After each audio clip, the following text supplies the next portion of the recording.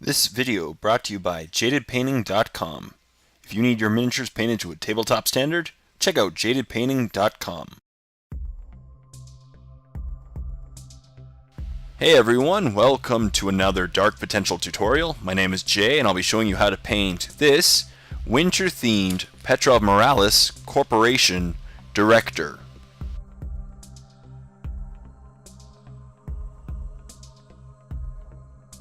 I began by priming the model gray. As with the other Dark Potential models, there are a lot of fine details on this model, so take your time and do very thin layers of primer and make sure to use thin paints.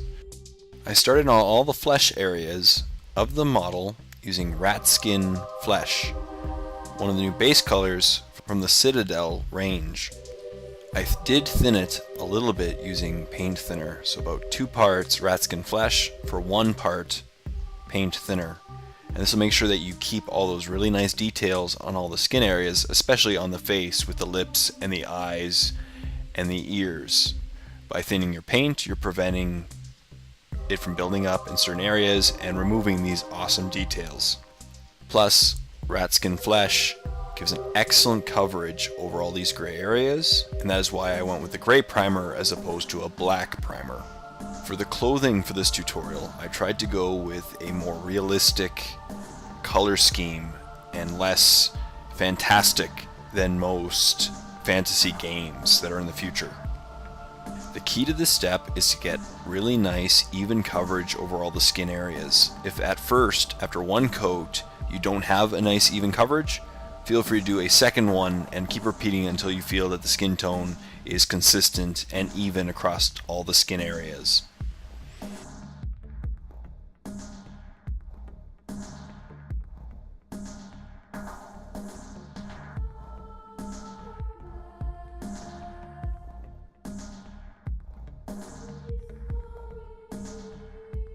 Usually this is when I would do a shading, but in this case I decided to go with the first highlight before the shading, and therefore I covered all the areas with BESTIGOR Flesh, the first layer color in the Citadel range associated with the base color, RATSKIN Flesh.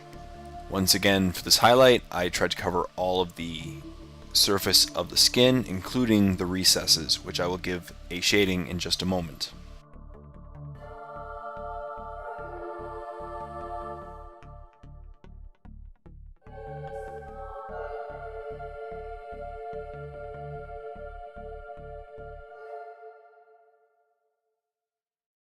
And now that a lighter skin tone has been based over the entire skin area, I gave all the skin a REKLAND flesh shade. For this shading, I watered down a little bit by about 2 parts flesh shade to 1 part water. That way it gets in the recesses and gives it some nice detail and shading, but doesn't tint all the skin surface so much that it looks a little cartoony. So the goal is just to move around the shade a little bit over the surface and get into the recesses and provide just the right amount of detail.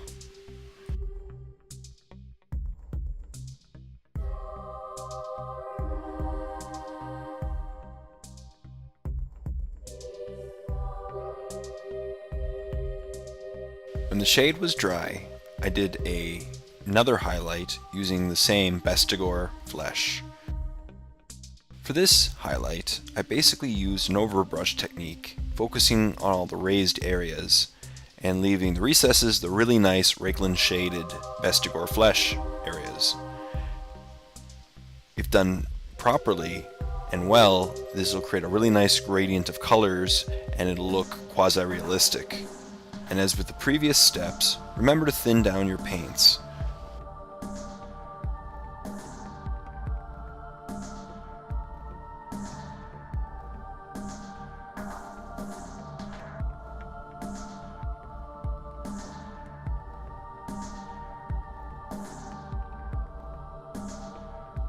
Though BESTIGOR Flesh is a layer color and tends to be thinner anyway, but I just recommend adding a little bit of paint thinner to it so that you get a very nice consistency and you get a nice blending of these colors.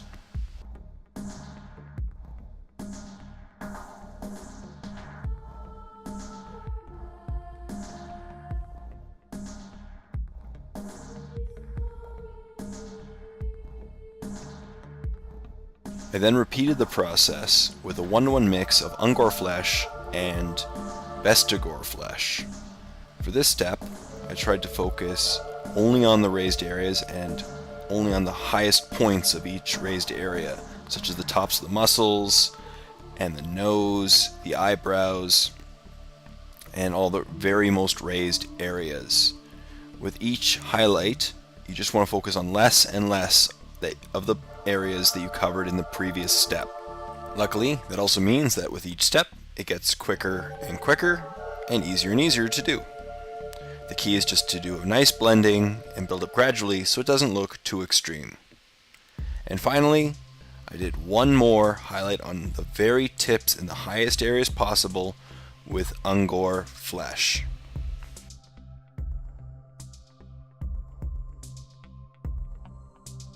As you can see, I'm just painting the tip of the nose, a little bit of the cheekbones, the eyebrows, and the tops of the ears on the face. So only the very most highest details on each area.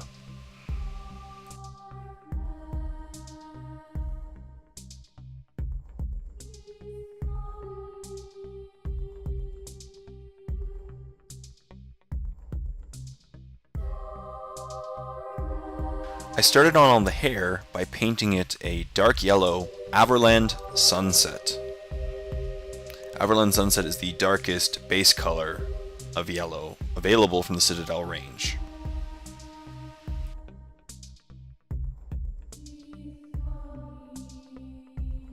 I even decided to add a little bit more detail, so I added some sideburns just in front of each ear, and I made sure to paint the back of the head as well so that all the hair really blends nicely together.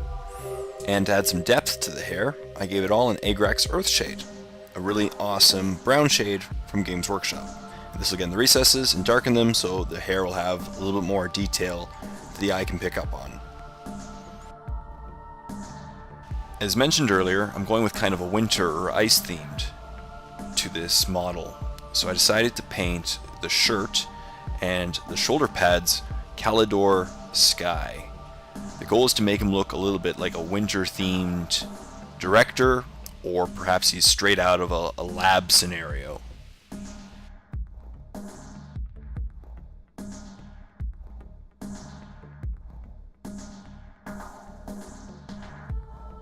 CALEDOR Sky is a nice dark base color, so it goes over the gray very easily. I still recommend diluting it 1-to-1 with paint thinner if you want, just to make sure you keep those nice details on these areas.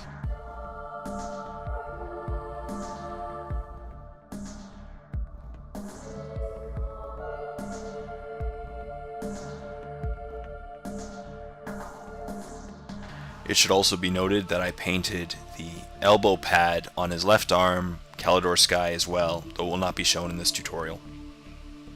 And as you can see, I'm just getting a nice thin layer that covers all of these areas. And with this step nearing completion, we can turn our attention to giving some nice highlights on this clothing and focusing on all the blue areas of the model.